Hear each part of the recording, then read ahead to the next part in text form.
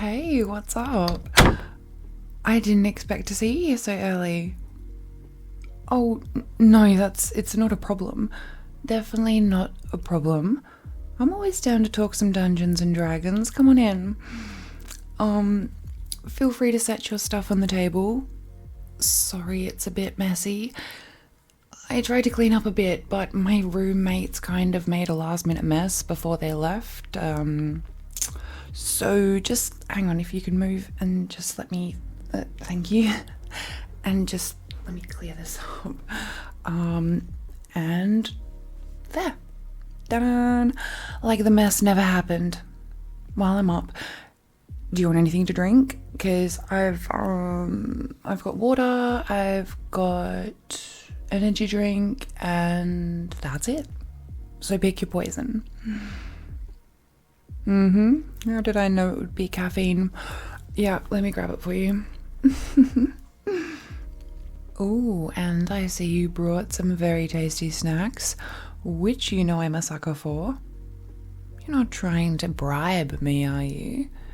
To heal your rogue more in the next session, are you?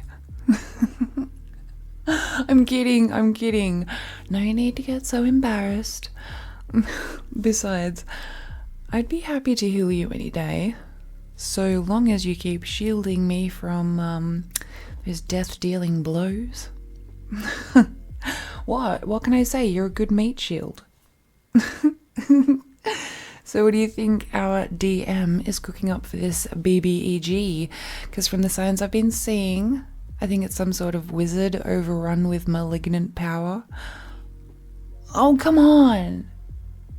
Seriously? All the clues are right there. And King having lost a sorcerer before all hell broke loose. The amount of corpses that have risen from the dead, the general amount of spooky vibes coming from that forbidden small mansion in the south, all clear evil wizard signs. Case closed. Done. Sign it off. See you later. But vampire? No way. I refuse to believe they would set something up so cheesy as a vampire in our noble medieval fantasy town. Okay, sure. Yes, vampires have been in mythology for like a long time, but that doesn't mean they fit into our story. Sure, everything that I said could be counted as vampiric signs, but that could also be said for like any general evil bad guy. No, this is not me giving up on my wizard theory. I stand true to it. And no, Skyrim is not a good source of medieval fantasy. Just because they have a fantasy theme and vampires does not mean it's the end-all be-all of fantasy stories. It's like the Wikipedia of the fantasy world. Yes, I'm aware of how much of a fan you and the DM are of the game series. I'm not saying the Elder Scrolls series is bad, but I'd just like to think they'd be above taking source material from Todd Howard of all people. I could see you making a whole Skyrim campaign though. You could include the dragon shouts and everything down to a new hand touching the beacon, I'd bet. Look, the point isn't necessarily what we're going to fight, but more how we're going to fight it. So let's just focus. The more info we have on our next BBEG is from their minions, who act almost like some sort of thrall to them. No, I'm not admitting vampire just yet. That's just the best description for those zombies that keep popping up everywhere we go. I didn't notice any weaknesses from them, did you? That's right, I forgot. Your silver dagger you got from that Cyclops, very nice. That did seem to cut right through them without a second thought. If we got more of those, maybe we won't lose too many other party members. True. R.I.P. poor fighter. They were strong, but not strong enough to see the spiked pitfall trap right beneath their feet. Boom. Oh, man, I can't believe this campaign is almost over. It feels like just yesterday when we were all meeting up for our session, like session 0, and figuring out what our team build was going to be. I must say, a tiefling rogue with a chaotic evil isn't very unique, but you've come up with a really interesting backstory and character arc. Hey, yes, I know elvish healers aren't either, but we can't all be fancy artificers. Sometimes it's better to stick with what we know. Does that really matter? I don't think it matters that I've played the same race and class each campaign. I'm playing what I'm good at.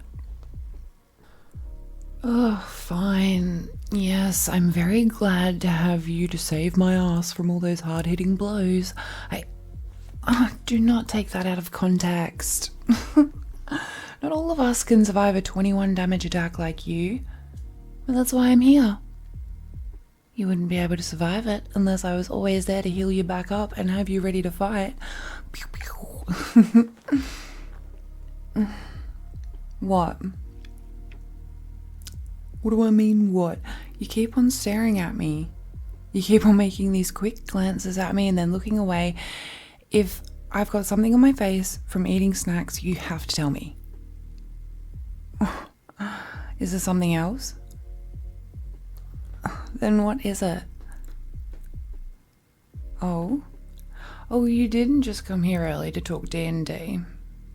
Okay, then what else was it for? You want to tell me something? Alright, shoot. Wait, before you do, are you in trouble? Is this going to be illegal? Am I going to get in trouble? I'm teasing. What's up? You like me? Wait, like... You like me?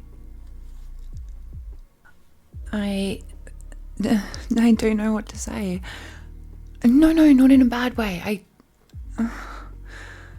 I mean, I've kind of... I've liked you for a while now as well. I just didn't want to say anything because, you know, you're my team party member and I didn't want to make things weird in the group and then what if we couldn't finish the campaign and I would never be able to hear the end of your character's story, or if they ever found their lost...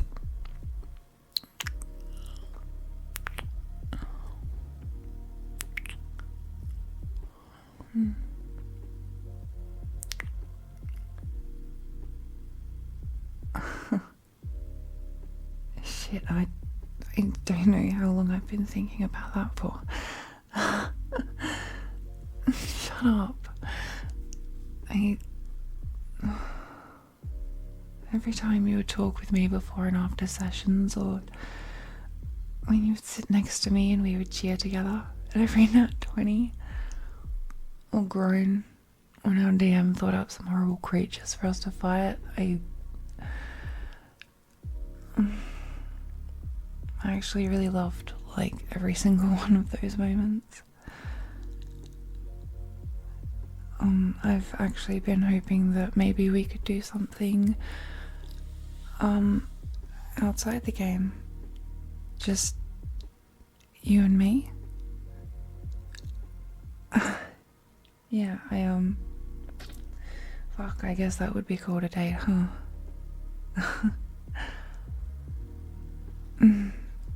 Well, if you're not doing anything later after the campaign, maybe you would want to go on a date to the cafe down the road. Yeah, that one with the really good pastries. I've never gone because I didn't really have a good reason to. But this kind of seems like the perfect time to go with you. Sweet. Well then, my fair rogue. A date later it is then, I guess.